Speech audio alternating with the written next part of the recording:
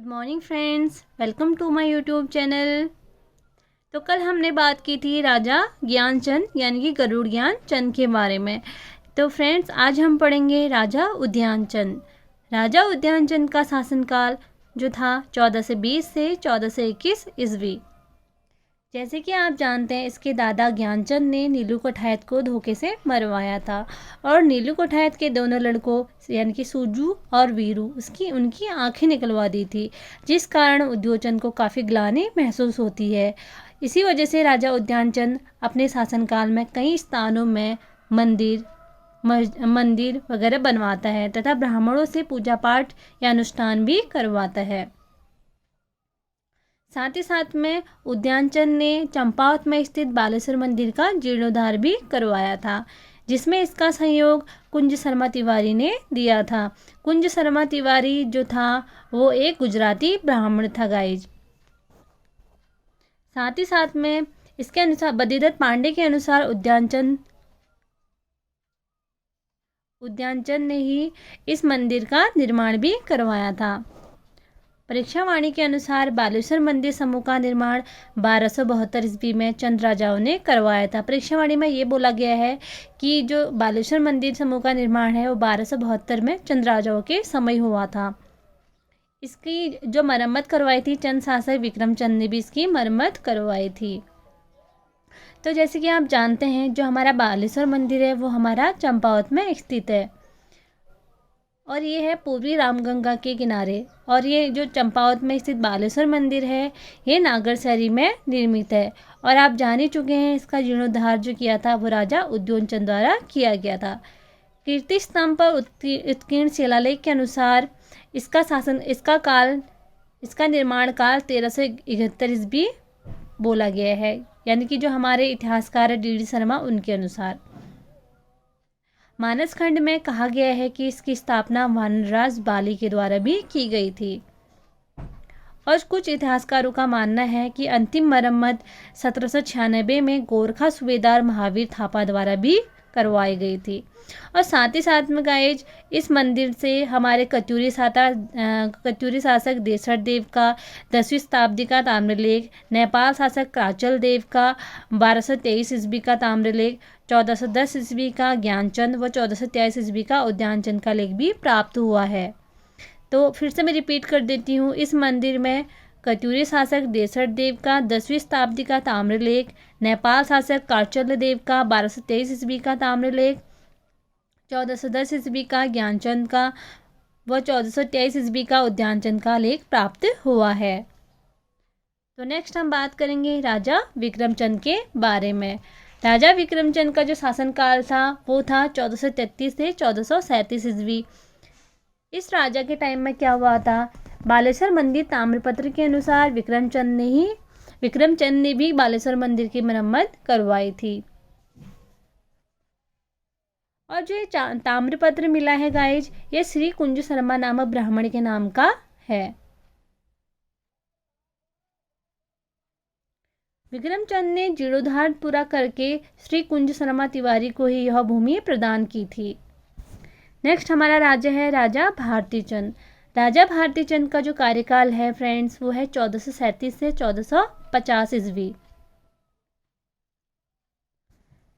राजा भारतीचंद के समय में एक बहुत महत्वपूर्ण घटना हुई थी। इसने डोटी के राजा यानी कि नेपाल का राजा यक्षमल यानी जयमल से 12 वर्षीय युद्ध किया था, क्योंकि भारतीचंद ने नेपाल के डोटी राजा मल्लवंशीय को टैक्स देने से, यानी कि पहले के राजा वहाँ कर दिया करते थे तो उसने कर देने से मना कर दिया था। इसलिए यक्षमल यानी कि जयमल डोटी के राजा ने भारतीचंद के साथ क्या किया, युद्ध किया और 12 वर्ष तक भारतीचंद ने टैक्स देने से मना करने पर डोटी राजा यक्षमल या जयमल राजा के साथ युद्ध किया और 12 वर्षीय युद्ध के बाद क्या होता है, भारतीचंद जीत जाता है और इसी वजह से हम कह सकते हैं कि चंद्रवंश का पहला स्वतंत्र शासक हमारा भारतीचंद बन गया था। इसके समय ये बहुत महत्वपूर्ण शासक है फ्रेंड्स, तो आइए हम इसको बहुत अच्छी तरीके से पढ़ते हैं। इसके समय में एक बहुत महत्वपूर्ण घटना हुई थी। इसके समय में नायक जाति की भी उत्पत्ति हुई थी। नायक जाति की उत्पत्ति का जो वर्ष है 1437 से 1449 ईस्वी। 12 वर्षीय युद्ध के दौरान भारतीय जन के सिपाहियों ने आसपास के गांव की स्त्रियों से विवाह कर संबंध बना लिए थे। इन स्त्रियों को हमारा कटकाली कहा जाता है। इनसे उत्पन्न संतानों को नायक कहा जाता है। नेक्स्ट हम बात करते हैं भारती चंद के पुत्र के बारे में। भारती चंद के 3 पुत्र थे जिनका नाम है रत्नचंद, सुजान कुंवर और परवतचंद। रत्नचंद जो हमारा था वो 36वां राजा था फ्रेंड्स। तो सबसे पहले हम बात करते हैं राजा रतनचंद के बारे में। राजा रतनचंद का जो कार्यकाल था वो था 1450 से 1488 ईस्वी। राजा रतनचंद ने क्या किया था? राजा रतनचंद ने राजा भारती चंद ने जो 12 वर्षीय युद्ध किया था उस समय में उसने क्या किया था? उसका साथ दिया था। भारती चंद के पुत्र रतनचंद ने कटेहर के राजा की सहायता से और एक सेना बनाई थी और इसने अपने पिता की उसमें क्या की थी? मदद की थी। जिस डोटी राज्य की हार के साथ ही सोर व सीरा का राज्य अब किसके अधीन हो गया था? चंदों के अधीन हो गया था।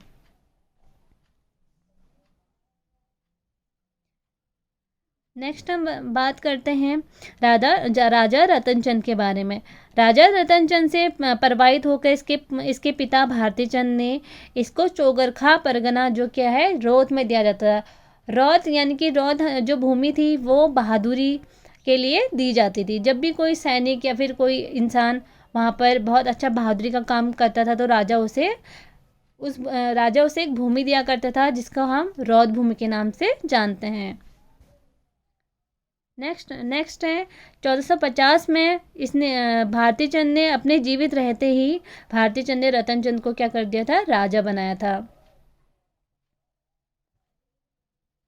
1452 में जागेश्वर मंदिर में रतनचंद ने पूजा अर्चना की और वहां पर एक धर्मशाला भी बनवाई।